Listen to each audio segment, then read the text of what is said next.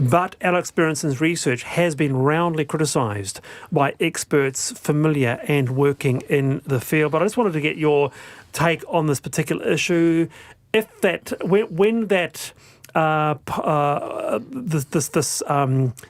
referendum comes up, Shane, how will you vote? I'm going to vote for it. I'll vote for decriminalisation because I think this is a health issue that we ought to address the health concerns. I don't think it's a criminal issue. And the other thing is that by criminalising it now, what you're basically saying is if someone has a joint on a Saturday afternoon, they're criminals, and they're not. And there are thousands of New Zealanders that I know. I've inhaled, not recently, but I've inhaled, and I don't see myself as a criminal. And I think what we need to do is we need to change it, and we need to move it to the health sphere. What about you, Michelle? Have you had the ganja? We haven't had it together, that's for sure. Is that what you call it? He could be talking about any sort of thing there.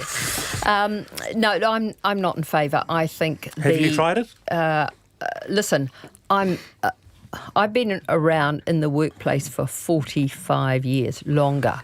Okay, I have bumped into people who've had the odd joint going at the time, right? But I'm a pretty healthy person, as you know. I don't drink. I've never smoked. I think I had a puff once, and that would have been when I was about 17. So, no, it's not something I would do on a Saturday afternoon. But, you know, Shane wants to do it, that's fine. No, I personally don't, but if I did, I don't think I'm a criminal. You've had pot in the past. Yeah, of course. So, but for me... And how would you vote, Michelle? Shane go for, you go... I go no. Right. And the reason is I think there's been too much...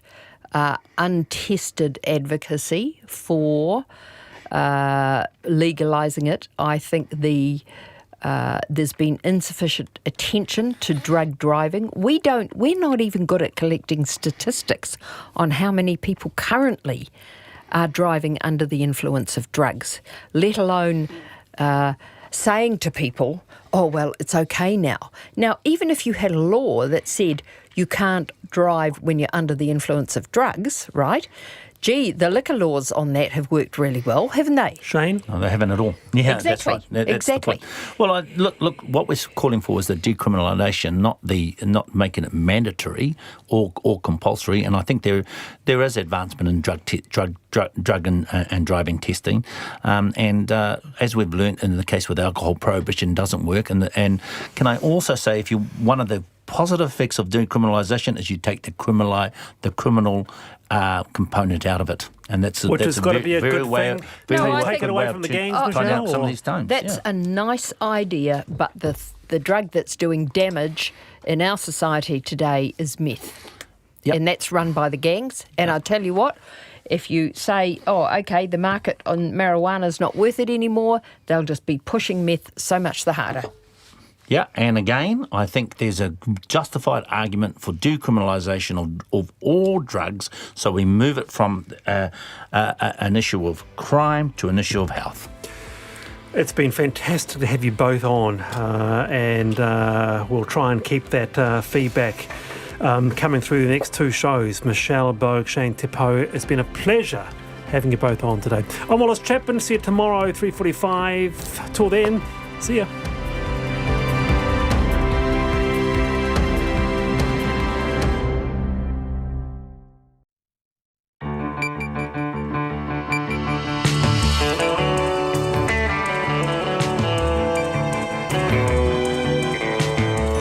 Whakarongo mai koe ki te reo irirangi o Aotearoa. This is Checkpoint on RNZ National. I'm Lisa Owen.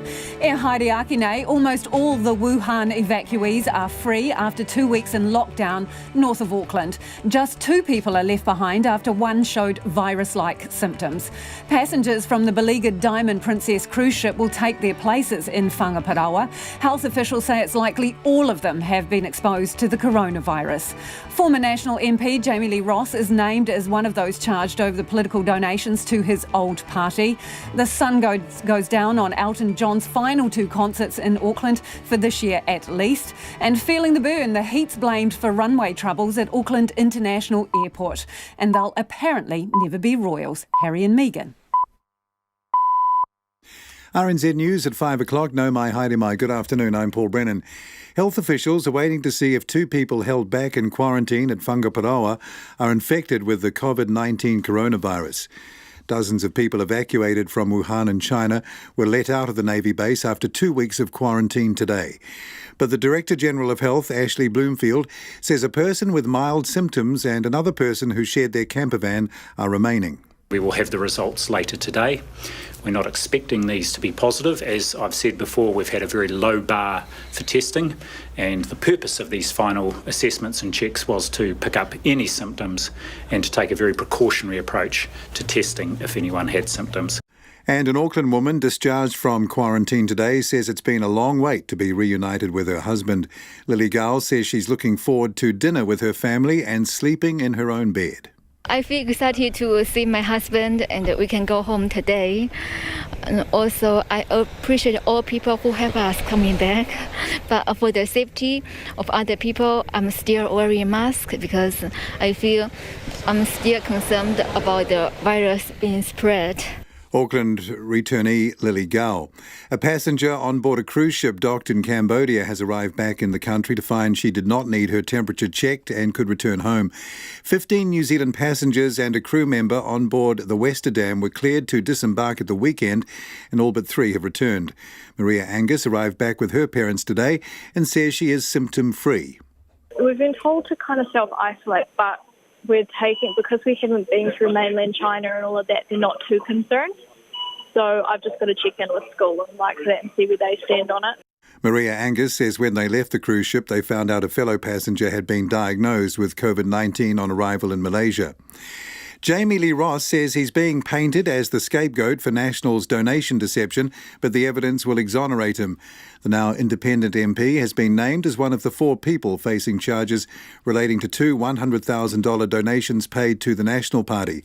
3 Auckland businessmen, Yikun Zhang, Shijia Zheng and Hengjia Zheng, have also been charged. Mr. Ross says he's never been involved in any deception to do with donations. When I am permitted to say more and present evidence, I will. It will then be clear who is behind any scheme. But the public statement from Mr. Bridges and the party that they had no involvement is simply untrue. Jamie Lee Ross, a National Party spokesperson, says they stand by their previous statements rejecting Mr. Ross's allegations. 35 South Auckland women have had their diagnosis of breast cancer delayed last year as Counties Manukau's DHB struggles to see patients on time. Wait times for breast service appointments are longer than the target set to ensure the best care, with some women waiting months longer than ideal. Health correspondent Rowan Quinn reports. The DHB says the waiting times have resulted in an increased clinical risk, including the delayed diagnoses. It says the women were from a group with a low suspicion of cancer. Their wait times for an appointment should be 4 to 6 weeks, but were instead taking up to 5 months. The DHB's blaming the wait times on a growing population and rising cancer rates and says it needs more resources. It says it's put emergency measures in place, including weekend clinics. Call Rowan Quinn, DNA. The Milford Track will be partially reopened next week, allowing hundreds of trampers to return. The popular Great Walk has been closed after heavy rain caused widespread flooding, slips and rockfalls earlier this month. The Conservation Minister, Eugenie Sage, says after extensive repairs, trampers will be able to access the southern end of the track at Lake Te Anau from next Wednesday. They will be able to walk until McKinnon Pass. It's 4 minutes past 5. On to sport now. Batsman Ross Taylor will become the first cricketer in the history of the game to chalk up a century of internationals in all 3 formats of the game when he plays his 100th test for New Zealand against India in Wellington starting on Friday. The 37-year-old has played 100 T20 internationals, 231 one-day internationals, and is on the verge of the century milestone in tests. Taylor says bringing up a century of tests ranks as the highlight of the 3. I love playing cricket first and foremost. It was something I've always wanted to do since I was a little kid, and it's not a job, it's something that you love doing, and it's a few warm-ups, and hopefully there's still a few more warm-ups left in me. But I guess nice to start the club, but I'm sure over the next few years there's going to be a lot more to join in on top. Meanwhile, the White Ferns have trounced Thailand by 81 runs in their final warm-up match ahead of the Women's T20 World Cup in Australia. Batting first, New Zealand made 194 for 4 in their 20 overs, with Thailand reaching only 113 for 8 in reply. New Zealand's first match of the tournament is on Sunday against Sri Lanka. Champions League holders Liverpool will need a repeat of last year's heroics if they're to have any chance of retaining the European football trophy after they were beaten 1-0 away by Atletico Madrid in their last 16 first leg game. Liverpool, who have won 25 of 26 Premier League games this season, play Atletico next month in the return leg at Anfield, where they produced an incredible 4-0 win over Barcelona in last year's semi-final after losing the first match 3-0. And that's the news. A father flees. He's hiding away from people because there's too much lies going around on Facebook. Facebook is just spreading too much rumours. The first quarantine is over in Whangaparaoa. I also just want to stay and I also want to go because I want to stay here and have fun, but I also want to go to school and see my friends. But more arrivals are coming from the Diamond Princess. We've arranged for a plane to go to Darwin and pick them up, bring them into Auckland, processed in a separate area, and then we'll transport them up to Whangaparaoa. Always in touch. Morning Report, weekdays from 6 on air and online. And this is RNZ National. We're funded through New Zealand On Air. Here's the short forecast now, taking us through to midnight tomorrow, Thursday. Northland to Waikato, also Coromandel Peninsula. Fine spells and isolated showers. Bay of Plenty, Taupo, Gisborne and Hawke's Bay. Cloudy periods. Showers this afternoon and evening, mainly inland. Some possibly heavy with thunderstorms. Becoming fine in Taupo and Hawke's Bay tomorrow. Waitomo to Wellington, including Taumaranui and Taihape. Cloudy periods, isolated showers clearing up this evening. Fine tomorrow, apart from morning drizzle in Wellington. Waitarapa and coastal Marlborough, mainly fine, but cloudy with patchy drizzle tomorrow morning. Inland Marlborough, Nelson, Buller and Westland. Fine apart from isolated showers in Westland this afternoon. Fiordland fine spells, rain developing tomorrow night. Canterbury, Otago and Southland, fine inland. Coastal low cloud, areas of fog and drizzle morning and night. And at the Chatham Islands, fine apart from a period of rain around midday tomorrow. 7 minutes past 5. Thanks, Paul. This is Checkpoint and I'm Lisa Owen. And then there were 155 of the 157 people who have spent the past 14 days in quarantine at Whangaparaoa were finally given the green light to go home today. But 2 were left behind in a camper van after 1 displayed symptoms of coronavirus. Those 2 remaining people could still be there when 8 people from the Diamond Princess cruise ship, who will arrive in New Zealand via Darwin tomorrow night, arrive at the camp. It comes amid revelations today that 16 New Zealanders on board Holland America's MS Westerdam were allowed to disembark the ship in Cambodia at the weekend, just hours after an elderly passenger tested positive for COVID-19. Those passengers, including a family of 5, were allowed to fly home to New Zealand, where they have now placed themselves in self-isolation for 14 days. We'll have more on them in a moment, but first, Nita Blake-Person and cameraman Nick Munro report from Whangaparaoa, where some families have been reunited after many months apart. Amy, Tanya. Happy, healthy and finally reunited. Yeah, I feel very good. I really want to cry now. Haven't seen them for over a month, especially in this kind of situation. Yeah, very happy to see them again. Tony's wife Candy and their 3 kids had been back in her hometown of Wuhan when the coronavirus outbreak began. Your baby's growing a lot? Oh, yeah, especially my small one. It's quite much heavier than before already. It was an excited wait for the family to be released from the Whangaparaoa naval base where they've been quarantined for the past 14 days. We were playing games, card games, and also other games. And is it really nice to see your dad again? Yes. Did you miss him? Yes. Another dad, William, was among the dozens of families parked up outside the military facility this morning, waiting to be reunited with his loved ones. My son and my wife was in there. I haven't seen them for 5 months, but now I'm so excited to see them. In the last couple of weeks, I heard they got all the support from there and everything. The people are so nice. I'm so impressed. Buses carrying the first evacuees to be released left the naval base shortly after midday.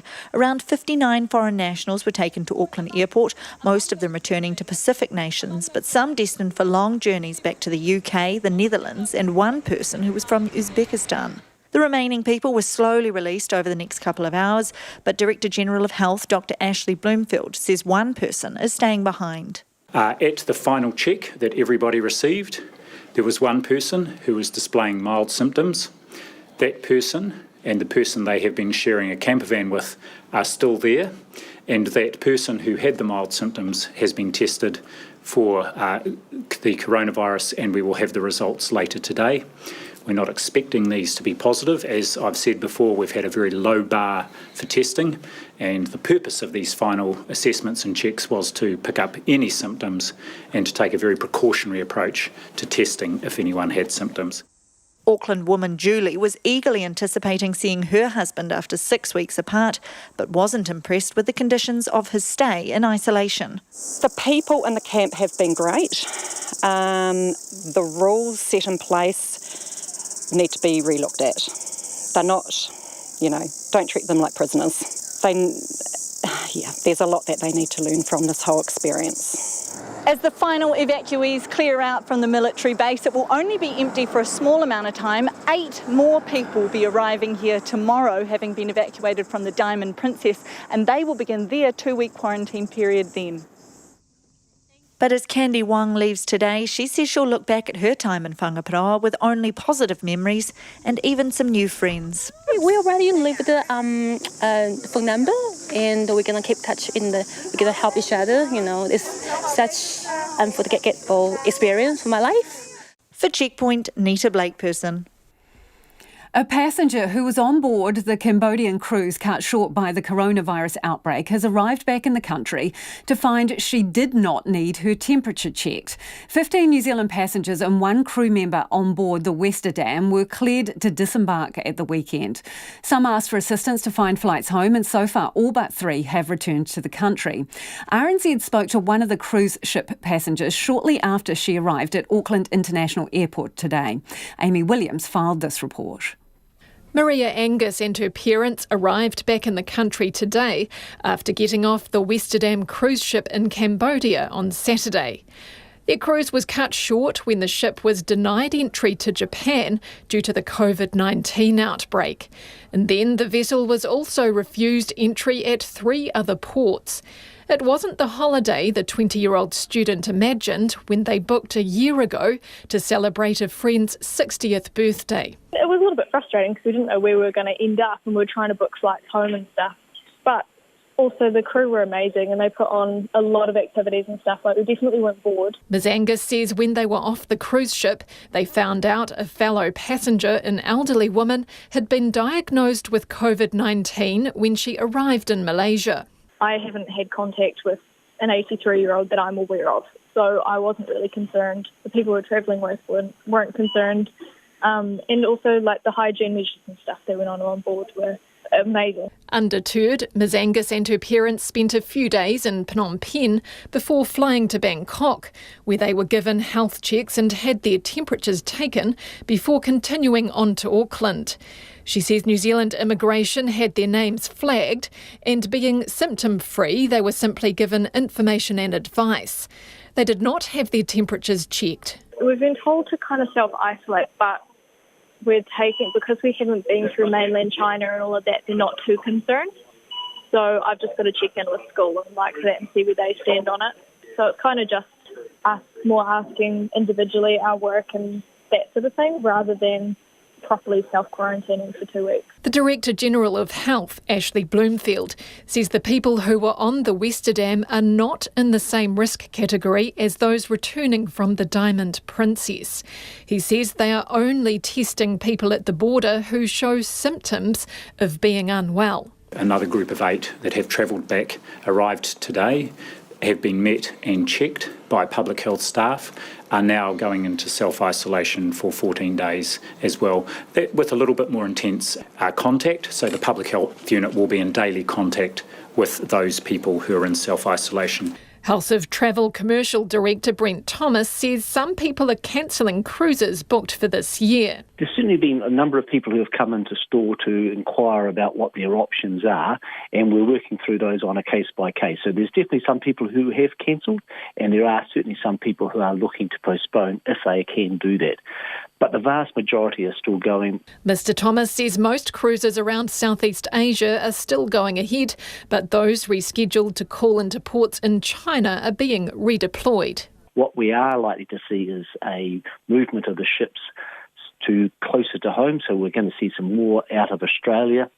We know that's a very popular destination to take cruises. The world's largest cruise association, Cruise Line International, has 270 cruise ships under its umbrella worldwide, sailing the seas with strict hygiene and health precautions. The association's latest figures show 112,000 New Zealanders took a cruise in 2018. Ms Angus and her travel companions hope to be counted among those soon. They've been given a full refund for the cruise and the same amount to spend on a future cruise. We're definitely disappointed, but we did get a full refund for the cruise that we went on. We've got 100% of what we paid on this cruise to take off the next one we do. We're technically getting 2 free holidays, which we're going to make the most of and just book again and hopefully go to the same places. Ms Angus says they'll wait for travel restrictions to be lifted. For Checkpoint, Amy Williams. Meanwhile, the quarantine period is coming to an end for those whose holiday turned into a nightmare on a cruise ship in Japan. The Diamond Princess has been in quarantine since February 3rd, with the coronavirus spreading all through its decks. The World Health Organization says 88 more passengers have been confirmed with the virus, bringing the total number of cases to 500. It is the largest cluster of the disease outside China. Australia has sent a Qantas plane to bring back at least 170 Australians, and 8 New Zealanders will also be on that flight, leaving today and heading for Darwin. From there, the Kiwis will fly to Auckland and occupy the beds now empty at Whangaparaoa. The BBC's Rupert Winfield-Hayes reports on the process of getting everyone off the ship and on their way. On board the Diamond Princess, they are getting very close to the end. For those out strolling on the sun deck today, there were less than 24 hours to go until the quarantine is supposed to end. But the ambulances parked next to the ship tell a different story. All day they've been removing more passengers infected with the coronavirus. 88 new cases today alone. This afternoon, the news that Britain's David and Wendy Abel are among them. In this video posted this morning, they spoke of their growing anxiety. And now, especially every single time there is a knock on the door, your stomach flips. Yeah, you just don't know whether they're going to come and say, OK, let's go, and you're going to be taken off to a medical centre. Hours later, that is exactly what happened. Their son managed to contact them as they were preparing to leave. I got an email from my dad saying both your mum and I have tested positive. We're going to, the words are, he's going to a hospital. I FaceTimed them straight away. I haven't actually spoken to my dad or seen my dad. I've only got through to my mum, but I heard my dad in the background, not sounding too great. For the Britons still on board tonight, there is better news. From tomorrow lunchtime, the quarantine will officially end, and the 2,000 or more passengers still on board who have tested negative will be allowed to start leaving the ship. They can walk out of this gate, hail a cab, get on a bus. But what happens then is much less clear. The British government says it is sending a plane to pick up the British passengers, but it hasn't yet said when or whether they may face further quarantine when they get back to Britain. One Japanese expert today told me he thinks they should be, because the quarantine on board the Diamond Princess has clearly not worked. Almost forgotten in the concern for all the passengers are the crew. They have continued to work throughout this quarantine and somehow maintain a sense of humour. But their future is now very uncertain. And that's Rupert Wingfield-Hayes reporting. There's still lots of questions around our own evacuees coming off that cruise ship. We did ask the Ministry of Health to make someone available for an interview on the programme this evening, but no one was able to make it. It is almost 20 minutes past 5. You're with Checkpoint on RNZ National. We're keen for your feedback on anything you hear on the show. Remember, you can text us on 2101. You can tweet us at Checkpoint RNZ or send us an email, checkpoint@rnz.co.nz. We can now name MP Jamie Lee Ross and 3 Auckland businessmen as those charged by the Serious Fraud Office over donations to the National Party. Now, Yiquan Zhong, Shuzha Zhang and Hongxia Zhang are the other 3 defendants. They applied to have name suppression lifted, with Mr Ross also agreeing to be named. The charges relate to $200,000 donations paid into a National Party electorate bank account, one in 2017 and one in 2018. 3 of the men, including Mr Ross, have been charged with deception relating to both donations. The 4th defendant was charged in relation to the one in 2018 and with providing misleading information. This afternoon, Mr Ross released a statement claiming his innocence. I have never been involved in any deception to do with donations. In fact, I was the one that took this concern to the authorities. I felt I needed to expose the concerns that I had about the donations in 2018 that had been offered to Mr Bridges in person at an event that I was not in attendance at. It is clear that I am now being painted as the scapegoat for the donation deception that the National Party, not me, benefited from. The public statement from Mr Bridges and the party that they had no involvement is simply untrue. That's Jamie Lee Ross there, and our political editor Jane Patterson joins us now. Jane, so now that these names are out there, what has the National Party had to say? Well, it is still staying silent on this in terms of Jamie Lee Ross coming out again and reigniting those accusations against Simon Bridges, the leader of the National Party, and party officials as well. They have said that they have nothing to add to the statement that they have made, rejecting those allegations and rejecting any wrongdoing on behalf of the National Party.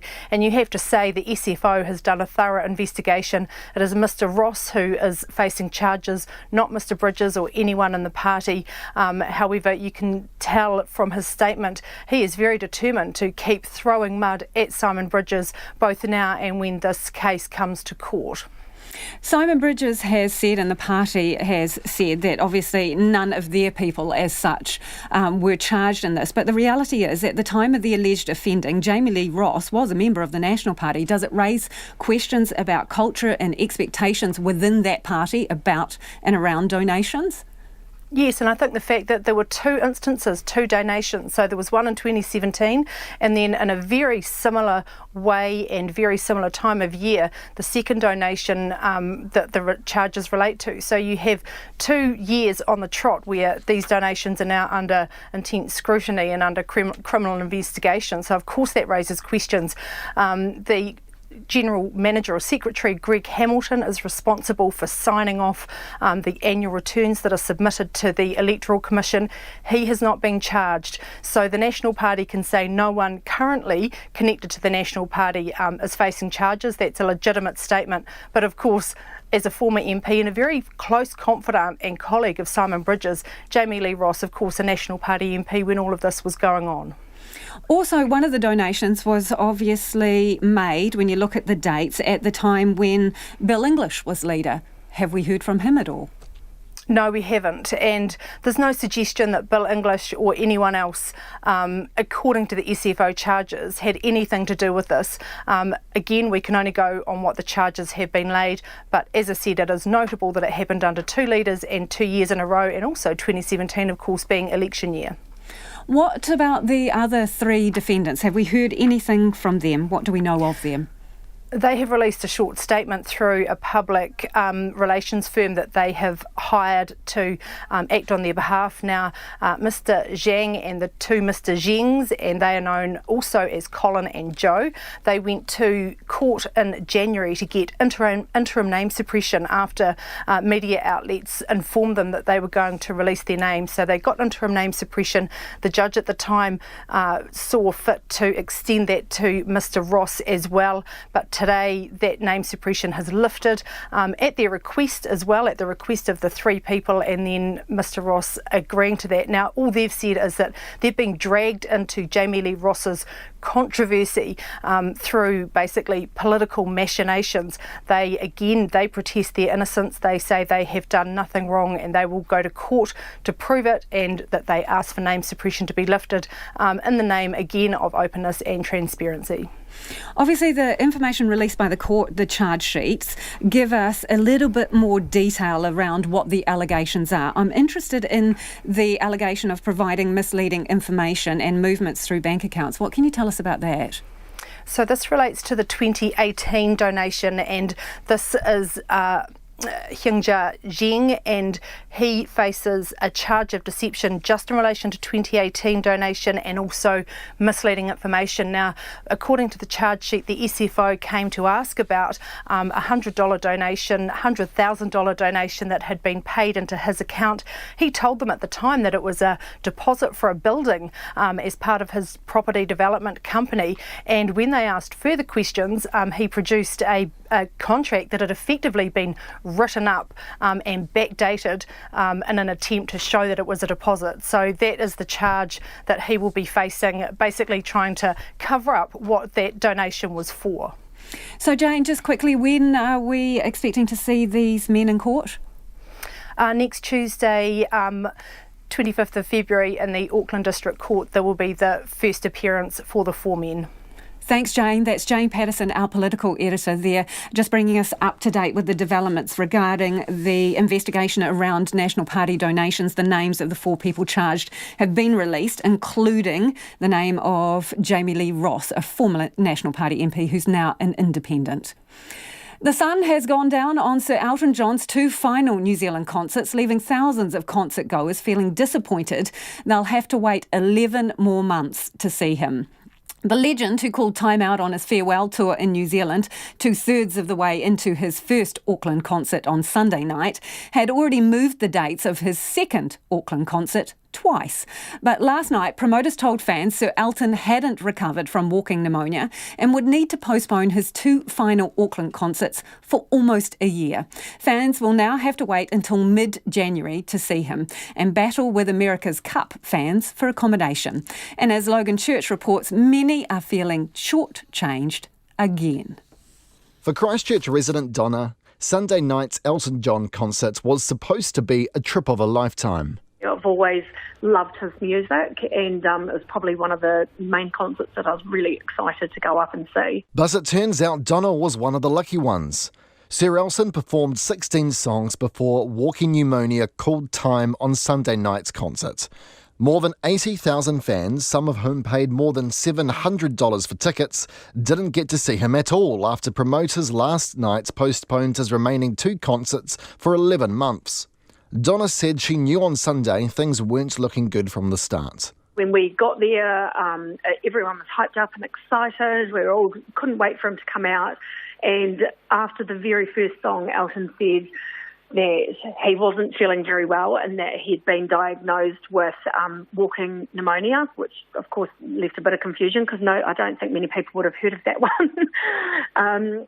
So Elton just basically said, he was going to do his best and cracked on with playing some music, but you could see throughout the concert he was really struggling with his voice.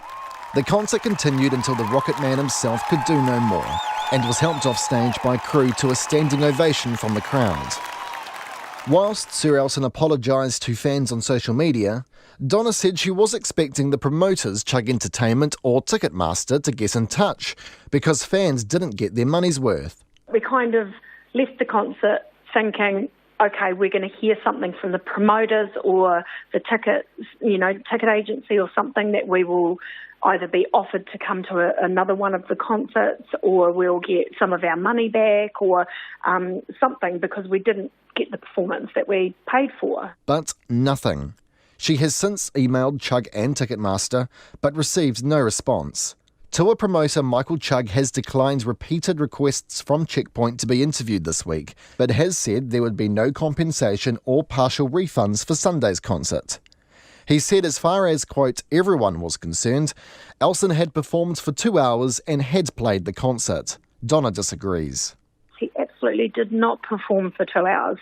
We were back in the CBD. We caught the bus from the stadium and we were back in the CBD at 10 p.m. The concert started at 7:30 and there was a huge amount of stop-start of the bits when he was on stage. So there's just no way. It would have been an hour and 20 minutes, an hour and a half, at the absolute most that he was physically on the stage. Consumer New Zealand Head of Research Jessica Wilson says they have been receiving calls from concert goers asking what they are entitled to. They are entitled to expect to get their money's worth. So in this case, they paid for a show where the entertainer couldn't deliver the set list and walked off before the concert was finished. So they're entitled to get a partial refund for the part of the concert that wasn't delivered. Elton fan Lee Laker, who also attended Sunday's concert, wants at least some of her money back. It definitely wasn't 2 hours long. I would put it at just over an hour and a half. Lee grew up listening to Elton's songs, but was also left confused when the show came to an end. No one came on and said that the concert was over, not while we were there, and we would have stayed, I guess, another 10 minutes. A lot of people got up immediately and started filing out, and it wasn't until we saw the two vehicles at the back of the stage take off and then the instruments being carried off the darkened stage that we thought, oh well, that's it. Both Lee and Donna believe a partial refund is only fair, especially for people like Donna who had to travel a long distance to be there. Ticket costs alone were over $500 for our 2 tickets. And then, of course, we're in Christchurch, so we also had to pay for the return flights and accommodation, to be able to go up to Auckland to be able to go to the concert. So it's a huge amount of money. Elton John's final farewell concert of his farewell tour was supposed to end in London this December. Ticketmaster says while New Zealand fans who missed out this week have been offered a refund, they also have an option of holding on to those tickets and having them transferred to Friday, January 15 and Saturday, January 16, 2021. Sir Elton's real final farewell concert. For Checkpoint, Logan Church.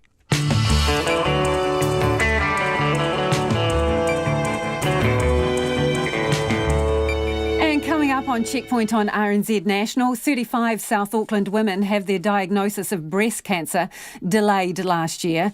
The runway at Auckland International Airport is literally feeling the burn, with the hot, dry summer blamed for it breaking up. And Harry and Meghan face a royal come down. Love your feedback on the coronavirus or the National Party donation saga, or if you're one of the people who are missing out on Elton John's concerts later this week, do get in touch. Don't forget, you can reach us via text 2101, you can tweet us at Checkpoint RNZ, or you can email checkpoint@rnz.co.nz. And a little later in the program, we're going to talk live to the Minister for Health. Right now, though, it is time for the headlines. Thank you, Lisa. The MP, Jamie Lee Ross, has gone public. Now, name suppression on the Serious Fraud Office charges has been lifted, insisting he's never been involved in any deception to do with donations. The now independent MP faces charges relating to 2 large National Party donations. 3 Auckland businessmen have also been charged and named. Mr Ross says he's being painted as the scapegoat for the party donation deception and maintains his innocence. 2 people remain in quarantine at the Whangaparaoa Navy base after one showed mild symptoms of the COVID-19 coronavirus. They are among the 150 New Zealanders and foreign nationals evacuated from Wuhan in China earlier this month and quarantined at the base for a fortnight. The pair were due to be let out today with the others, but have been kept back for tests. And a passenger on board a cruise cut short that docked in Cambodia has arrived back in the country to find she did not need her temperature checked and could go home. 15 New Zealand passengers and 1 crew member on board the Westerdam cruise ship were cleared to disembark at the weekend. Maria Angus arrived back in the country with her parents today, and she says she is symptom-free. A councillor says a high-level meeting involving Wellington's water authorities today has highlighted major problems with the wastewater network. City Council members have met with Wellington Water this afternoon to pinpoint how to address spiralling pipe failures plaguing the capital. Southern Ward Councillor Fleur Fitzsimon says it's clear historical underfunding has come to a head. And the Human Rights Commission is backing a UN Special Rapporteur's call that New Zealand's housing situation is a human rights crisis. The description has come from visiting Special Rapporteur Leilani Faha, who's blaming the state of the housing market on the gutting of social housing and a speculative housing market. The Chief Human Rights Commissioner, Paul Hunt, says her comments confirm what many New Zealanders already know. Those are the headlines. Thanks, Paul. If you're just joining us, this is Checkpoint and I'm Lisa Owen. Let's get to the business news now with Nona Peltier. Hi, Nona. Fletcher Building. Now, it's reported a weaker first half result, but it's kind of saying that second half's going to be better. Why is it feeling so cheery? Well, look, its profit, it was profitable. So, first of all, its profit was down 8% to $82 million. Still pretty hefty first half profit, considering the troubles they've had over the last few years with various parts of their business, not least of all the fire that occurred at the International Convention Centre, which they're building, their Fletcher construction firm. Anyway, their second half is going to be better, they think, because they had a soggy start to the first half. There was a lot of wet, which made it hard to do some of their roading work and so on. They think that also that the residential building consents are pretty steady and commercial demand is also strong. They say that they're also going to be quite buoyed by the $12 billion investment the government's planning to make in infrastructure. I spoke with Ross Taylor earlier today. That's the chief executive, not the cricketer. Just to clarify there. And this is what he had to say. I'm quite positively disposed towards infrastructure. I mean, it's a very wet start to the financial year, which always impacts us a bit just because people can't do stuff. But in the broad brush, I mean, there's two things that are good for us. You know, we provide concrete aggregates and building products into the broader construction industry. So if infrastructure is busy, that is good for our business. And we actively work on the projects themselves through Fletcher Construction. So I'm very positive in that. And one of the battles you have is knowing there's a pipeline there, because they're big projects and you've got to stand up big teams. And if you can see a pipeline, you get more confident in being able to do that. So I think it's a good thing for New Zealand and a good thing for the industry, what the government announced. And that's the chief executive of Fletcher Building, Ross Taylor. Okay, also reporting first half results today, Spark. What was going on with them? Well, they made a pretty good profit. It was increased by 9.2%, $167 million in their first half, which is pretty strong. And that's mostly from mobile data, sales, that sort of thing, cell phones, you name it. Their other divisions did well as well, cloud-based software. They have a number of services that they offer to businesses and so forth. Broadband, it was steady. That's kind of almost a lost leader for the telco industry, because you don't make a whole lot of money off of broadband connections. It's really, the value is in the customers that you can win that way. So that company's share price, you would have thought, would have done probably better than Fletcher Building, but you would be wrong. No, the market really liked Fletcher Building's result, and their share price ended up 4.4% today, whereas the Sparks share price was up 0.2%. So both very positive for the market, and you might wonder how the market ended. What numbers do you bring me today? I have some more record-breaking numbers for you today. Yes, indeed. We hit another intraday high of 11,993. That's almost that knocking on 12,000's door. But we ended up just over 0.3%. That's 45 points up to 11,981. Which is pretty good. The markets overall in the Asia-Pacific region ticked up a little, but not quite as strong as where we ended up. And the dollar? And the dollar is pretty steady. We're buying just under 64 US cents, 95.5 Australian and 49.2 British pence. Thanks, Nona. Nona Peltier with our business news. 35 South Auckland women had their diagnoses of breast cancer delayed last year as wait lists at County's Manukau DHB blow out. Some are waiting months longer than the targets to be seen on time. The DHB says it needs more money and more staff as it struggles to keep up with its growing population. Rowan Quinn reports. The women were all from a group with what's termed a low suspicion of cancer. They were supposed to be seen within 30 days and no later than 6 weeks. But the wait list for those less urgent cases is up to 5 months. The Clinical Director of Cancer Services, John Matthey, says women in County's Manukau already tend to seek help at a later stage than others. It's really difficult to say what exactly the outcome and how that would have changed for those 35 women. But we would like to obviously identify it as early as possible for everybody. The DHB says the delays are increasing the risks for patients. It's running emergency clinics, including on weekends, to try to catch up. Dr. Matthews says women with a high suspicion of cancer are seen and treated quickly, even if it's a struggle to do that at times. But his team needs more resources to help keep up with the rest. It's just having the capacity, the physical space and time in clinic to see those patients who don't necessarily appear on paper to have cancer but deserve a thorough investigation to rule that out. Some of the women who are least at risk are being turned away altogether, referred to a specialist but sent back to their GPs because there's no space to see them. The board's chair, Mark Goshi, says the delays are unacceptable. This is why we've been putting in a lot of work to, one, get the staffing levels right that we can, but as the Chief Executive has said, even if we had the staff in, we don't have the space to put them in. The Chief Executive, Margie Upper, has told the board the contrast with the Auckland DHB is stark. It cares for half as many breast cancer patients as counties, but has the same number of specialists. Mr Goshi says his DHB is struggling with a triple whammy of population growth, poverty and obesity. Our resources that are stretched anyway are further stretched by the fact that just the time that it takes for our surgeons and our staff to work with people is sometimes half as much again, and it might actually require extra staffing. The DHB says when patients are treated, they go to a one-stop shop clinic that's the gold standard in care.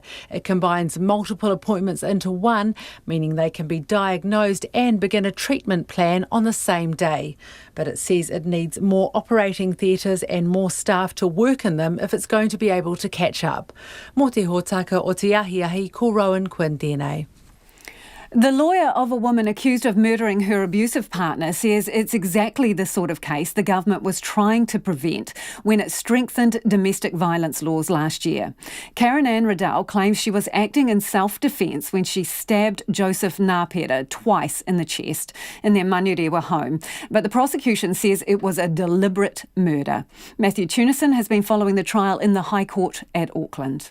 In an impassioned closing address, defence lawyer Shane Cassidy recounted dozens of instances of physical and verbal abuse that Mr Ngāpera inflicted on Riddell. This included grabbing her by the neck and strangling her as he pushed her against the wall, as well as numerous threats to kill. How many times does someone need to be told that they're going to be killed before you start to believe that that is a very real possibility? Once you've been strangled, you're held up against a wall with hands around your throat, believe that you might die, and you are pleading for that to stop. This is not you, Joe. This is not you. He told the jury that even if someone intends to kill but does so in self-defence, then they have not committed a crime. Even so, he said Riddell had no such intention. He said the only thing going through her mind at the time was an instinctive desire to protect her son. Mr Cassidy banged his fist on the table to highlight the spontaneous nature of her actions. What Karen did was driven from that non-rational part of her brain. Then that explanation fits perfectly with the force that was used when she stabbed him. It's not logical. It's no thought. Mr Cassidy said this was exactly the sort of case the government had in mind when it set up the Family Violence Death Review Committee to look at domestic violence. This resulted in tougher laws for strangulation offences. An example of strategic violence is non-fatal strangulation. And this is what we saw time and time in the death reviews for women who are living with partners who are capable of killing them.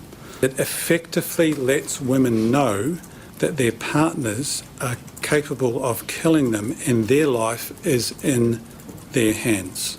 Another example of what Mr Cassidy referred to as the coercive control exercised by Mr Ngāpera was his revelation to Riddell that he'd killed a man in Australia and beaten a taxi driver to near death over a fare dispute.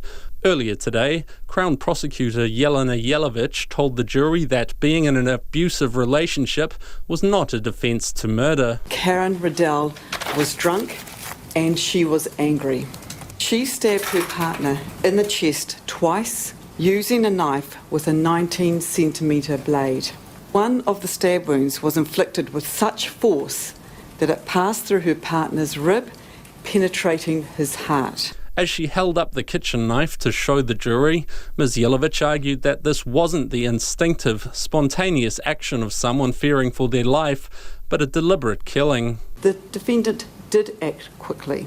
She did so because she wanted to catch Mr. Ngāpera by surprise, and she was successful. He didn't even get a chance to put his hands up to defend himself, let alone attack or try to attack anyone. Justice Palmer will deliver his final instructions to the jury tomorrow morning before they retire to consider their verdict. Mō te hōtaka o te ahi nei, ko Matthew Tunison aho. It is 5:45. I'm Lisa Owen and you're with Checkpoint on RNZ National. Keep your feedback coming. If it's on political donations, Elton John, coronavirus or anything else you've heard on the programme this evening, we'd like to hear from you. You can text us on 2101, tweet us at Checkpoint RNZ or email checkpoint@rnz.co.nz. Let's return now to Whangaparaoa, where 2 people who were evacuated from Wuhan could have the whole camp to themselves after one displayed symptoms of coronavirus. 8 more people will arrive there from the Diamond Princess cruise ship later tomorrow. It comes after it was revealed 16 New Zealanders from Holland America's MS Westerdam were allowed to disembark the ship in Cambodia at the weekend, just hours after an elderly passenger tested positive for COVID-19. Those passengers, including a family of 5, were allowed to fly home to New Zealand, where they have now placed themselves in self-isolation for 14 days. We had invited the Director General of Health, Ashley Bloomfield, on the programme tonight. He declined, as did the Director of Public Health, Caroline McElnay. But joining us now, live from our gallery studio, is Health Minister David Clark. Good evening, Minister. Good evening, Lisa. Can you bring us up to date? The 2 people that have been left at the Whangaparaoa site, are the results back? What can you tell us of that? Lisa, I've just literally got off the phone with the news that those people have been tested and the tests have come back negative. So that's really good news. They, of course, didn't really meet the threshold for a suspected case, but you'll understand that we've been taking a very cautious approach, and so a test was carried out for each of them, and they've both been declared free of any virus. So they're free to leave the site now? They're free to leave the site, so that they'll be, I think, relieved and looking forward to being reunited with friends and family. OK, so the other big issue is the Diamond Princess. We are expecting evacuees from there. How are they? Can you just clarify the logistics? How are they getting back, specifically from Darwin? What flight? So my understanding is that there'll be a commercial flight which will come back and is likely to land tomorrow evening. What do you mean a commercial flight? Like, are they going to be on a plane with other passengers or on their own? No, sorry, a chartered flight with a commercial provider. OK, so who's going to be the provider this time round? Look, I don't have those details, Lisa. This is something that's been a developing situation, but there are now plans in place. So have you confirmed a carrier who was prepared to take them? You just don't know who that company is?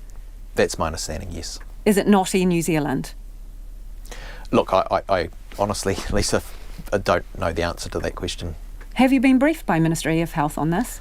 It's obviously an MFAT responsibility, so it's not directly my thing, but they've kept me in the loop with the planning and assured me that it's all on track. What have they told you about how those people will be transported? Are various passengers being kept separate from others? Are they all on the plane together, freely mingling, or what? I'm expecting they'll be taking the same kinds of precautions that they took with the flight from Wuhan that we had come back. They'll be taking public health approach to this. There'll be appropriate hygiene recommendations. They'll be no doubt supplied with masks and there's a St John's accompaniment. So all of the necessary steps you would expect are being taken. We want to protect those people as well as family, friends, and of course those staff working on the airline to take them home. And what has the ministry told you about their potential exposure, these passengers, cruise passengers, their potential exposure, given what we know about infection rates on the Diamond Princess? Yeah, well, I think that's the key point, Lisa. We do know that the infection rates on the Diamond Princess are higher than they are across broader China. So we're taking the situation there incredibly seriously and making sure that these people are given the right information and, of course, are being brought back to a quarantine site at Whangaparaoa. So I'm sure they've done some numbers and looked at the situation. What have they told you around expectations of infection rates? Have they told you whether it's likely or not we will end up with our first case from these passengers? Well, the reality is that, of course, people are not allowed to board the plane if they're showing any symptoms. So that's the first test that gets met in these situations. So there's a low likelihood, really, of any of them being infected. But, of course, as we have all along the way, we're taking a very cautious approach, looking at the wider public health and safety of New Zealand and of our community here. But even if they show no symptoms getting onto the plane, that's not really a reassurance, is it? Because some of these passengers have been mixing with other passengers right up to the day that you bring them home. Look, my understanding is that on the boat, they have been trying to operate a quarantine situation. Obviously, that hasn't been as effective as they had expected, and that's why we're treating this situation incredibly carefully and making sure that they have all the information they need, but also that the flight staff are taking appropriate protective measures as well. Let's not lose sight of the fact that this is a developing situation. That's why we're being cautious. Equally, we know that the infection rates are nothing like some of the more infectious diseases we're familiar with. If people take public health precautions like good hand hygiene, cough hygiene, and so on, the things that public health staff are advising, there is a low chance of wider infection if anybody indeed does have any infection at all.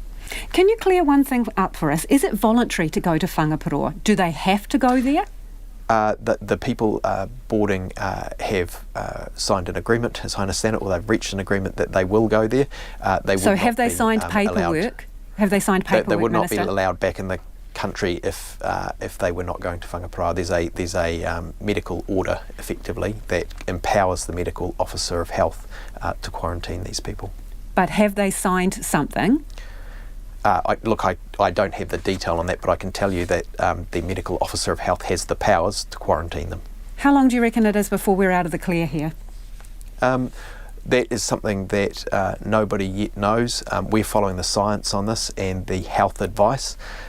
Of course, we're taking a public health approach to this, and we're watching all of the developments as they come about. I want to say thank you, though, Lisa, to everybody who's in self-isolation. Actually, New Zealanders and people around the world don't want their family or friends to get infected, so people generally, in fact, routinely, and public health data will show this, do follow the guidelines as long as they've given opportunity to understand what they are. People do take those things seriously, and so I want to thank New Zealanders who are participating in self-isolation for their efforts, because the community is grateful. There has been no case here, but that doesn't mean we shouldn't all take a cautious approach. Appreciate you joining us this evening. That is the Health Minister, David Clark. And a change in gears here. Sex is for the sober, say police, ahead of O-Week parties. That's just one of the warnings to thousands of students taking part in University Orientation Week activities that range from campus tours to Mardi Gras. There will be an increased police presence at some known student hotspots around the country, and the police have also produced a guide to staying safe. Dunedin Crime Prevention Manager Senior Sergeant Craig Dennison reckons if your friends say you're being a dick, it's time for a glass of water. If what you're doing would get that frown from your mum and your dad or your grandparents going, what the hell were you thinking? That's not acceptable behaviour. When you're talking about a person that you respect and honour and cherish, then that's sort of quite an easy way to say, yeah, I've stepped over the line and gone too far. My intoxication has, let me down. What would your parents or Nana frown on? Mine personally? Give us some examples of what you think would cause Nana to raise an eyebrow, or your parents. Yep, so the likes of urinating on doorsteps, easily like smashing property and that sort of stuff. That's a no-brainer. But the likes of abusing others, passerbys, pedestrians, definitely jumping on the back of an ambulance and that sort of stuff, that's idiotic, as St John's have identified. Throwing bottles, all that sort of, just that mindless, brainless stupidity that's a laugh at the time, but when you look back and go, what was the purpose in it? It's probably something that the parents and grandparents will be, given in the old days, given your clip around the ear about. So just being an idiot, really.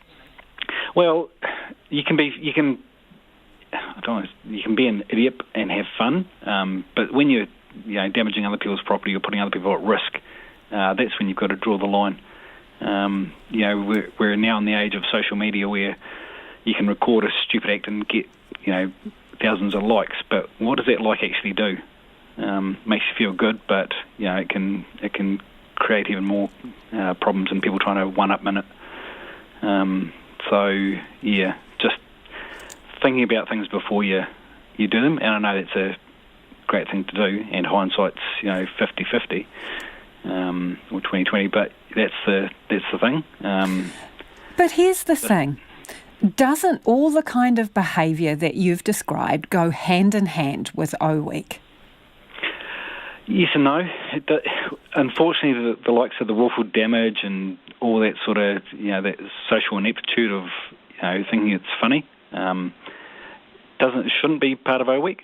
You go there to meet friends, to learn get new contacts and that sort of stuff, not to go and smash a window or throw a bottle or urinate on somebody's doorstep. If that's what you're there for O Week for, then you got to sort of step back and reconsider what your priorities are.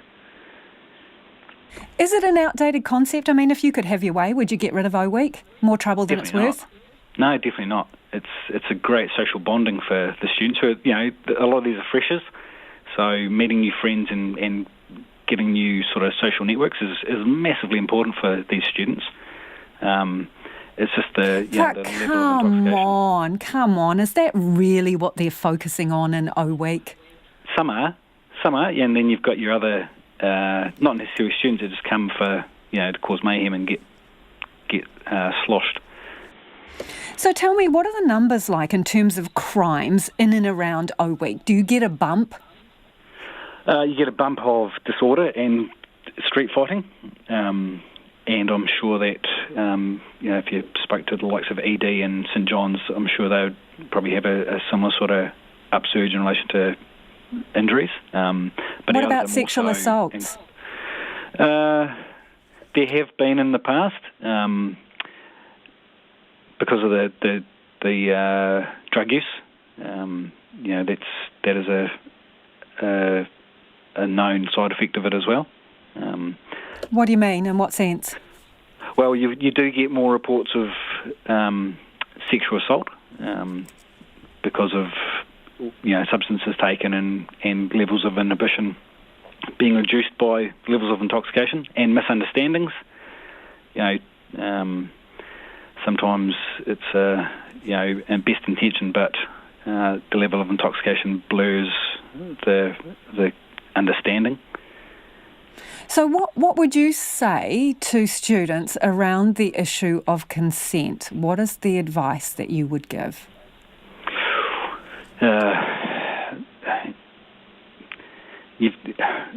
Consent is it has to be yes, and it has to be a sober yes. If the other party's taken drugs or is intoxicated, then don't even go there. It's got to be a sober, consenting, yes by that person. Just because of signals and that sort of stuff doesn't mean that they're wanting that extra attention. So, this is a difficult thing then. So, if someone has been drinking at all, would you steer clear in terms of sex? Well, it depends on your relationship. Like if it's a well-known partner, then by all means. And once again, I suppose it's having a conversation with that person to protect both yourself and that person. We know it happens all the time. We've got these wonderful apps like Tinder and that, which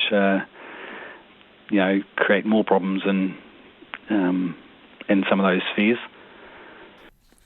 And that is Dunedin Crime Prevention Manager Senior Sergeant Craig Dennison. In news just ahead, residents in the Taranaki town of Hawera are being asked to stay indoors as fire and emergency attend a chemical spill on Tawhiti Road. Police are assisting and cordons are in place. Public in the vicinity are being asked to stay indoors and avoid using air conditioning. Getting a lot of feedback from you regarding the Elton John concert. Let's get to some of that quickly. Someone here says, I was at the concert on Sunday. He didn't play for 2 hours. During that time, he stopped for 5 minutes while being attended to by medics and then 9 minutes for a costume change to regroup. At times, the concert was difficult to watch. It was clear that he was ill. Meanwhile, the concert information stated he would play between 7:30 and 10:30. Also, 9 songs he didn't play were the ones that you went to hear. I'm not sure a refund is required, but I do feel disappointed by an event I had been waiting over a year for, says Jasmine. Others say, stop moaning, in essence. Fiona says, I should have been cancelled from the start.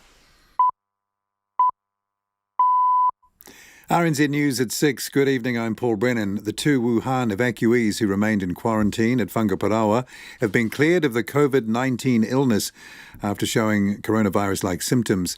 The Health Minister, David Clark, says he has just literally got off the phone with the news that tests on the pair have come back negative.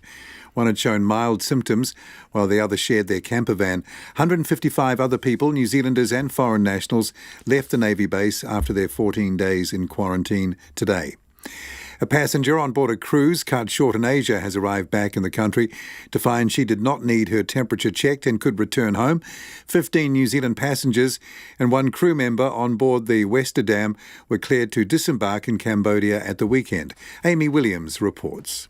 Maria Angus arrived back with her parents today and says she's symptom-free. She was relieved to be on solid ground after the Westerdam was refused entry at 3 ports before finally docking in Cambodia. So far, all but 3 of the 16 New Zealanders on board have returned home. A fellow passenger on the ship was diagnosed with COVID-19 on arrival in Malaysia. Ko Amy Williams, Tēnei.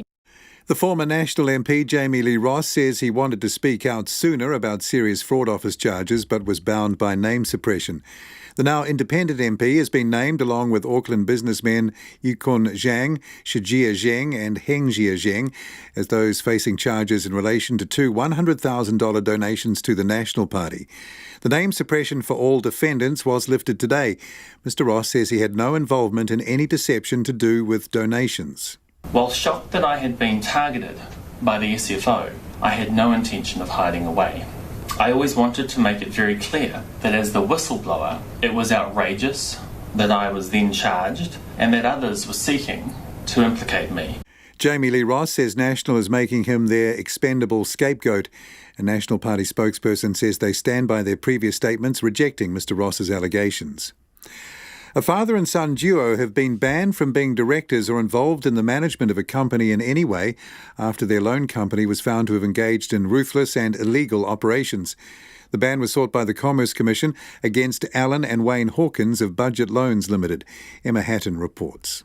Alan Hawkins was one of New Zealand's richest men in the 1980s until his company, Equita Corp, collapsed in 1989, owing hundreds of millions of dollars to investors. 2 years later, he was sentenced to 6 years jail for fraud. Of the recent decision, Judge Gibson said Budget Loans used high-handed and intimidatory tactics in dealing with debtors. He said it was clear very little had changed in Alan Hawkins' character since the Equita Corp collapse.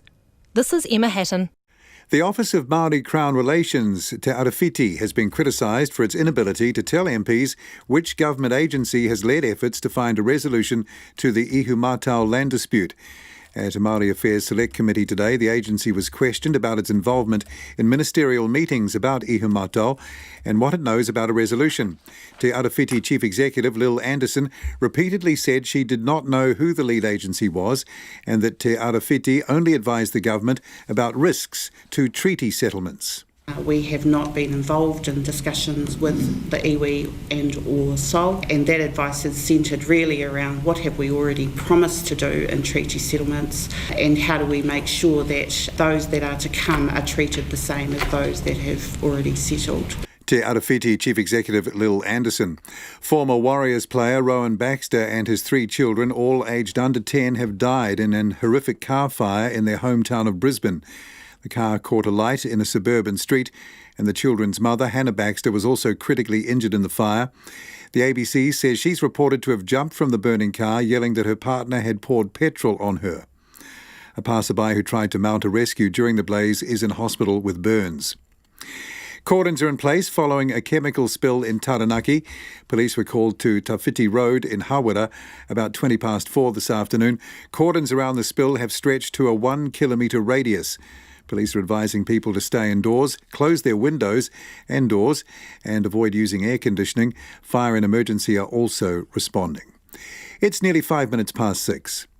On to sport, the Crusaders will be without their captain for Friday night's Super Rugby derby against the Highlanders in Christchurch. All Blacks lock Scott Barrett has been ruled out of the match with a knee injury he suffered in last weekend's victory over the Blues in Auckland. Fullback David Havili will lead the Crusaders in place of Barrett, whose absence will not count as one of his 2 compulsory All Blacks rest weeks.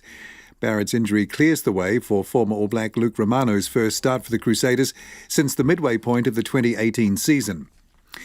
New Zealand have trounced Thailand by 81 runs in their final warm-up match ahead of the Women's T20 Cricket World Cup in Australia. Batting first, the White Ferns made 194 for 4 in their 20 overs, with Susie Bates top scoring 78 off 47 balls. Thailand reached 113 for 8 in reply. New Zealand's first match of the tournament is overnight on Saturday against Sri Lanka. Silver Ferns coach Dame Nolene Taurua has her thoughts on who Netball Australia should appoint to replace Lisa Alexander as coach of the Diamonds. Taurua, who coached in Australia for 3 years, has identified a few potential candidates to fill the role Alexander is vacating next month. There's quite a few that have been around probably nearly as long as I have. Simone McInnes is probably the first one that comes to mind. Julie Fitzgerald is another person that has huge experience. You know, Jane Woodland Thompson is another person. So they do have depth of coaches over there, and it's just whether they're willing. Silver Ferns coach Nolene Taurua, and that's the news. Tonight on Nights. Yep.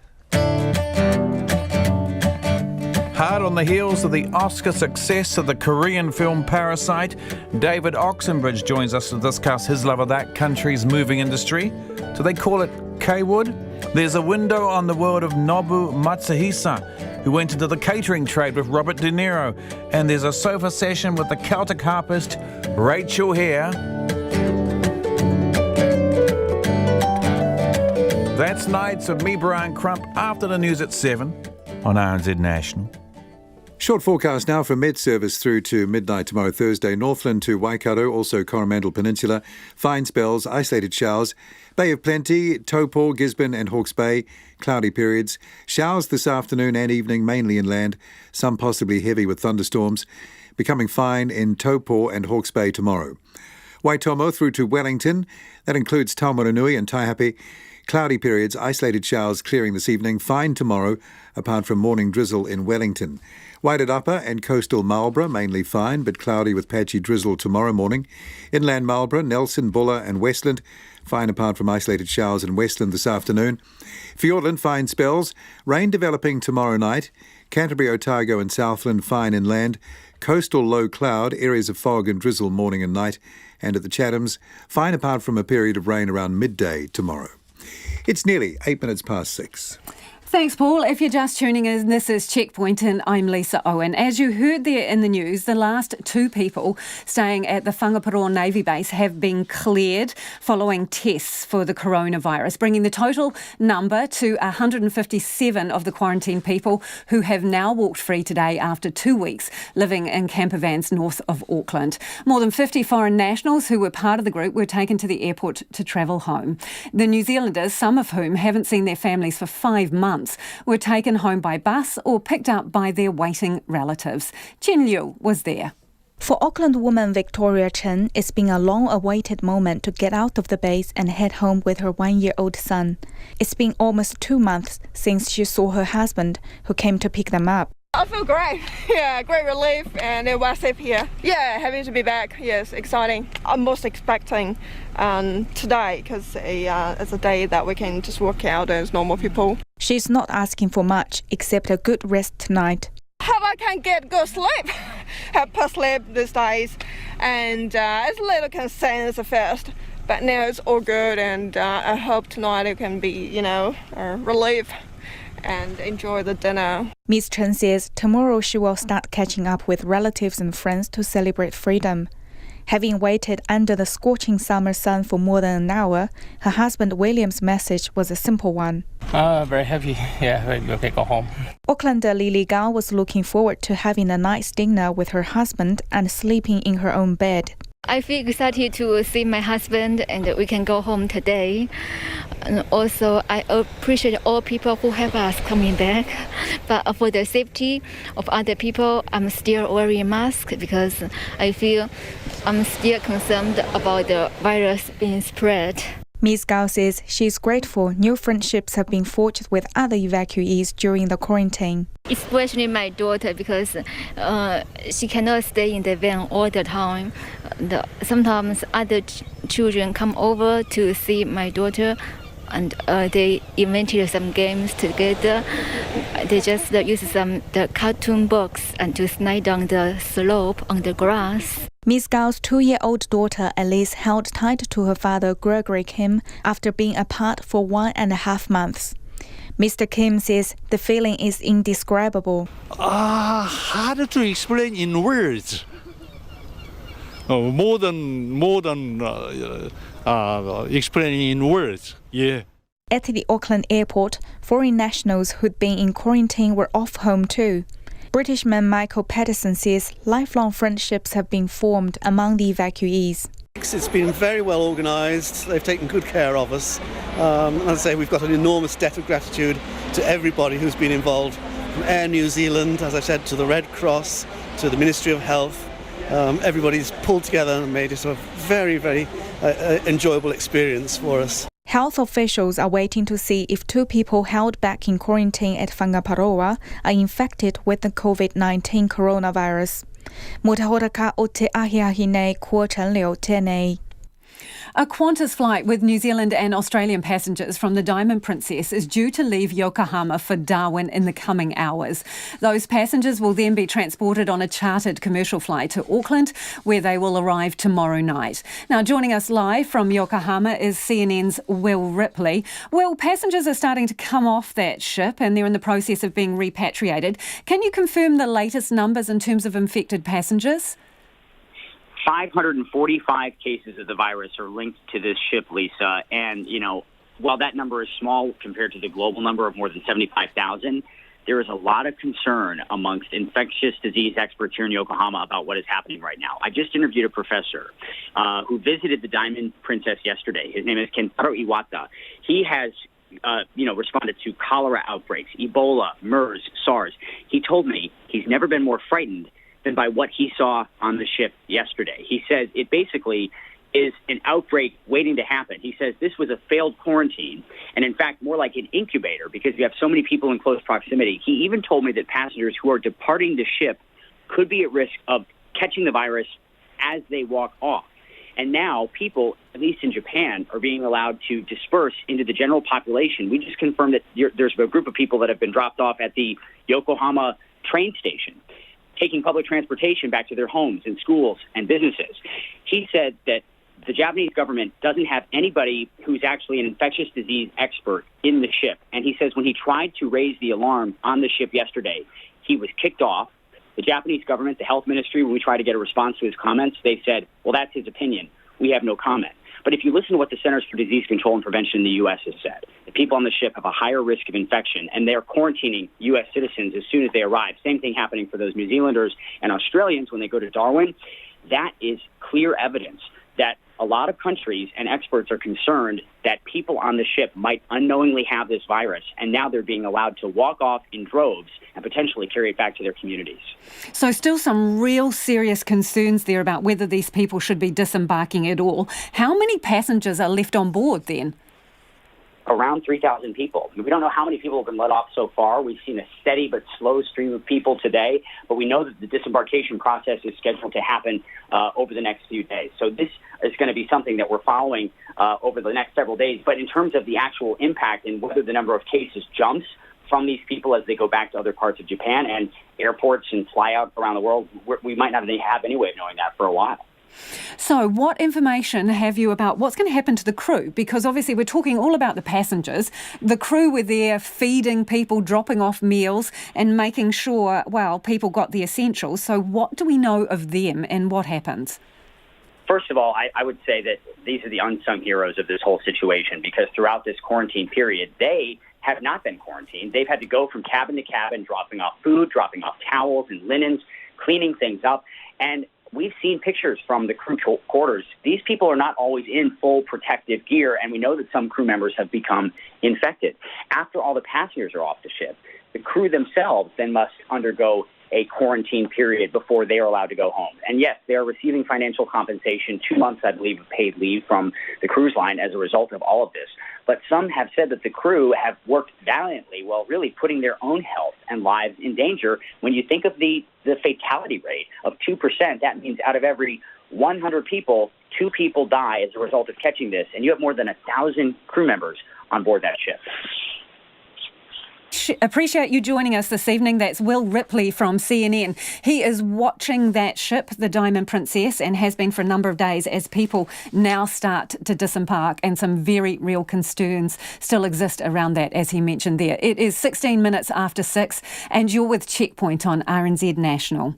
The unusually hot and dry weather has been blamed for Auckland Airport's deteriorating runway. The airport has completed a review after 2 recent runway closures, which stopped flights from landing for more than an hour in one case. In January, pieces of broken concrete up to 30 centimetres by 30 centimetres and 12 centimetres thick had been reported on the runway. International pilots say maintenance of the runway has not kept up with the rate that it's deteriorating. So what's been done about it? Auckland Airport's Chief Executive, Adrian Littlewood, is on the line. Good evening. What caused the problem? Lisa, good evening. Look, we've looked very closely at the event, taken a really close look at it, had a peer review done across it, and the key things out of that review were, firstly, absolutely the runway is safe, the maintenance program is the best standard, but we did have 2 defects on the runway that took longer to repair than they should have otherwise taken, and that did disrupt people's plans, and we apologise for that. But what caused it? Look, a combination of factors, but it looks like there was some thermal expansion of the slabs on the pavement, and that led to, combined with impact on the runway, led to some defects emerging on top of the runway. The team were monitoring that, acted quickly, got it repaired, but it did take longer, and we apologise for that time. Well, there's a couple of things there, because obviously you seem to be, well, playing it down compared to what various pilot associations said about the situation. And you will be aware, some of them were saying large chunks of concrete were displaced on the runway, and they were saying things like hitting that kind of debris at the speeds that you land at would be like hitting a bullet. Who's right here? Well, look, we know our runway really well, and our review has confirmed that it is safe, the condition is to standard, and our practice around maintenance and management is absolutely to standard. So people just can be assured around that, as well as the pilots. But pilots aren't catastrophizers, are they? They're not known to be alarmist pilots. In fact, the complete opposite, to be cool, calm and collected. And even they have been raising very serious concerns. Can you absolutely 100% say that the runway is safe? Look, we can confirm absolutely the runway is safe, and the program of management is absolutely to standard. We've had that independently verified, and we can confirm that. But look, part of managing airport operations is to manage debris, and debris can be many things. It could be rubbish blowing across from wind. It can be rubber off tyres on the runway. Those are things we have to monitor constantly, 24/7 a day, and we do that. And that program is a really important part of overall safety.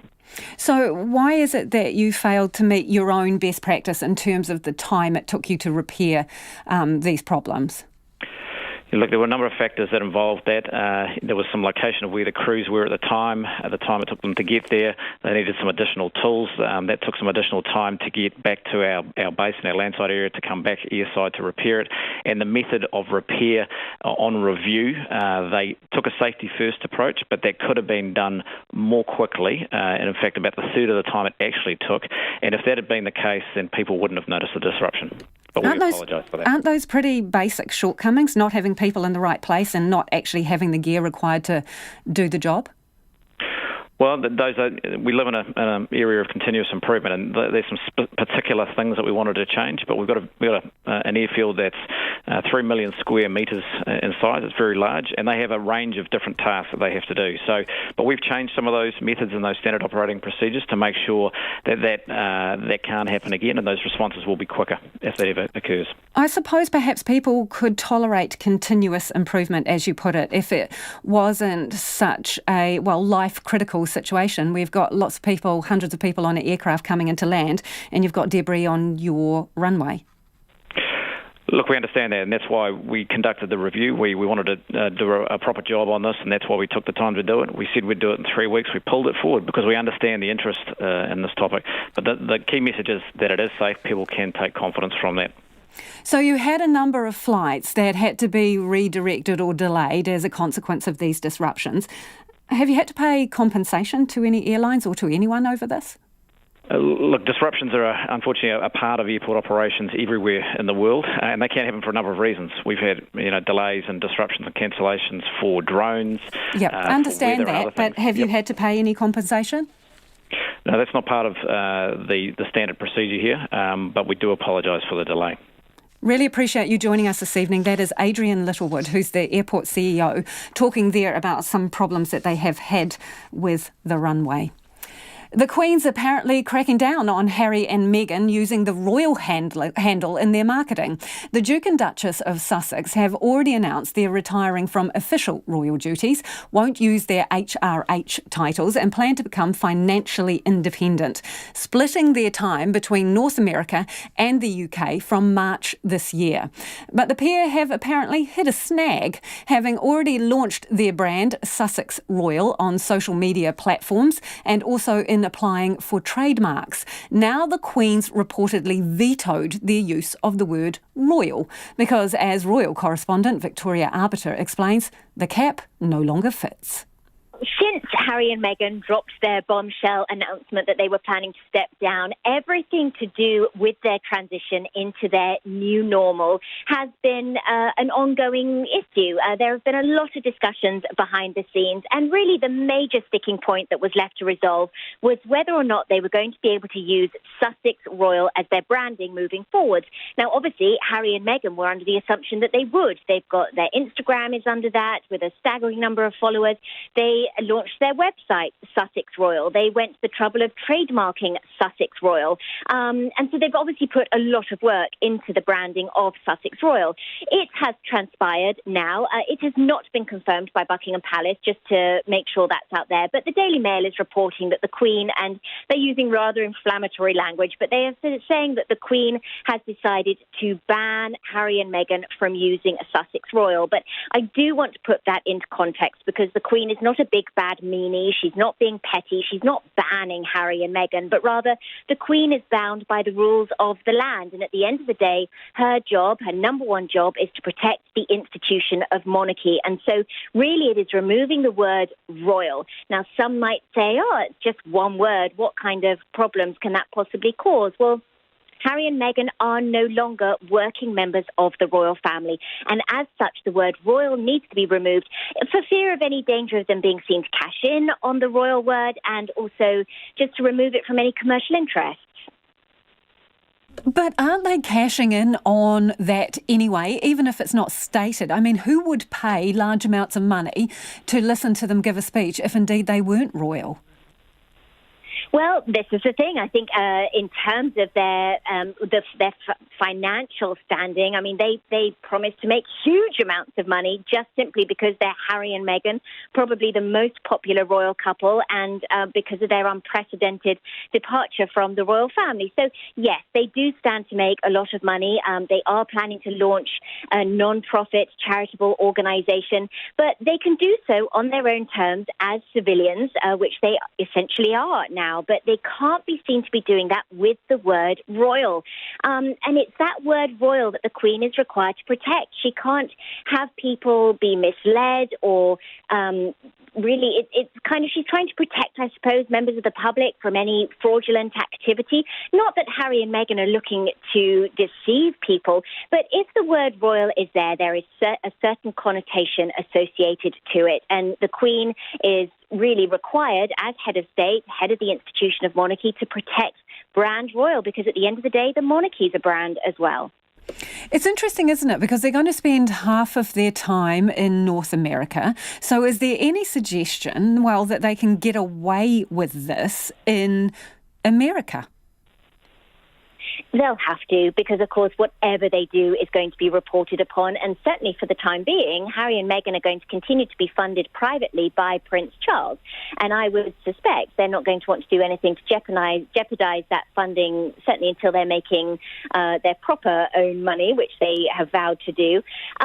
Also, it's interesting that we're sort of all believing still that they're planning to just spend half of their time in North America. But I think with every new detail that comes to light, it's looking ever more apparent that Harry and Meghan are planning to spend the majority of their time in North America. Just having learnt recently that members of their staff have been let go or absorbed into the royal household in other areas, that indicates they don't need a staff in the UK anymore, which also sort of points to the fact that they're not planning to spend much time in the UK. So I think certainly there'll be the Royal Association in terms of how Americans think about them, how Canadians think about them, inviting them to speak at events, inviting them to be part of any kind of commercial endeavour that they want to do. But Harry and Meghan will not be allowed to use the word royal. And I think there's a lot of respect still between Harry and Meghan and the Queen, and they wouldn't want to let her down. They wouldn't want to embarrass her. So they did Harry gave a speech at a private function. Is there any indication how much he or they are being paid for those kind of appearances? Well, so many numbers were thrown around. There was everything from $500,000 right up to $1 million. There's been no confirmation at all. Some have suggested the couple weren't paid at all. They are technically still senior working members of the royal family until the spring. So there's been no confirmation either way. But I think that event really, as far as Harry and Meghan were concerned, they, I think, wanted to really sort of meet those people and be around those people because they have a foundation to launch. They have an income to earn. And Americans are well known for having deep pockets, for being very interested in philanthropic endeavours, particularly with people that should be seen and they should be seen with. So I think really by getting into that room with that kind of financial movers and shakers, they were just really trying to get word out there about their charitable organisation because they're going to need to raise a lot of money, and the people that are going to contribute money to their organisation are going to be the types of people that were at that event. So whether or not they were paid, I think for Harry and Meghan will be neither here nor there. It was about the contacts being made. So you say the Queen is not the meanie in all of this. Will she be wringing her hands because she's dealing with this now, right? And she's got a couple of other family divorces on the horizon and a royal wedding that seems to be marred by, you know, what Prince Andrew's up to. So, man, is this another horrible year for her? I think this is probably the most horrible year. I mean, last year was pretty rough. It started in January of 2019. Prince Philip had a nasty car accident. It ended with the train wreck that was Prince Andrew's interview. We are only, 7-8 weeks into this year. Zara Tindall has been banned from driving. She was speeding. We've had the Harry and Meghan departure. We've had allegations that Prince Andrew is not cooperating with the FBI. We've now got 2 royal family member couple divorces on the horizon. At 93 years old, I think the Queen is probably a little exasperated by all of this. But at the end of the day, we have to remember they're also a family, and they're a very large family. And everybody knows that things happen within families. It's just this particular family has to contend with global headlines and dealing with it on a global platform. So I'm sure it's incredibly frustrating. It must be incredibly difficult. I think it's probably also heartbreaking. The Queen has always had a very close relationship with Prince Harry in particular. She was very fond of Meghan.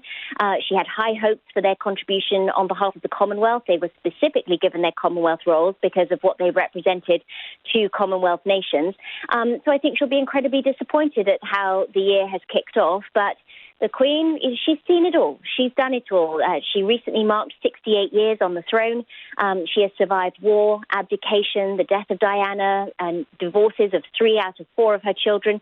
She will survive this too. But of course, as the year goes on, one hopes that we start to see a little bit more happy news, hopefully with Beatrice's wedding coming up. And that was Royal Correspondent Victoria Arbiter. A bit of time for your feedback before you go. A lot of people getting in touch about Elton John's concerts. This person says, we went to the Sunday night Elton concert. Our 2 tickets cost over $500. Yes, Elton did his best, but the show was not the complete performance we paid for. It was disjointed and he was clearly not 100%. The show should not have gone ahead. We would like our show to be rescheduled for January 2 so we can have the full experience we paid for. Other people, though, are saying, oh my goodness, a 72-year-old man with pneumonia could only perform for 1.5 hours. Many much younger singers do not have a set that long on standard tours. No one had to go.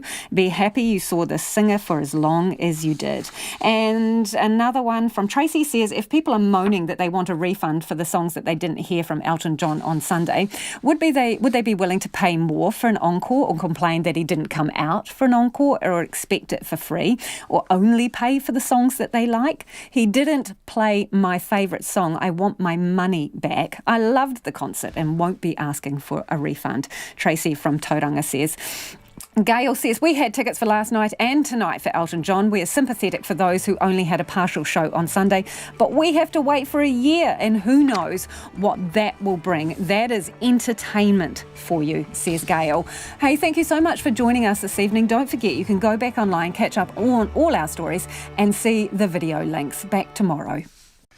RNZ News headlines at 6:30. The 2 Wuhan evacuees who remained in quarantine at Whangaparaoa have been cleared of the COVID-19 illness after showing coronavirus-like symptoms.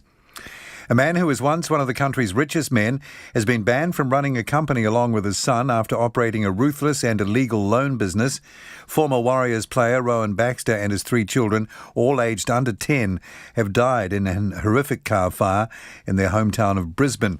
And cordons are in place tonight following a gas leak at a meatworks in the Taranaki town of Hawera.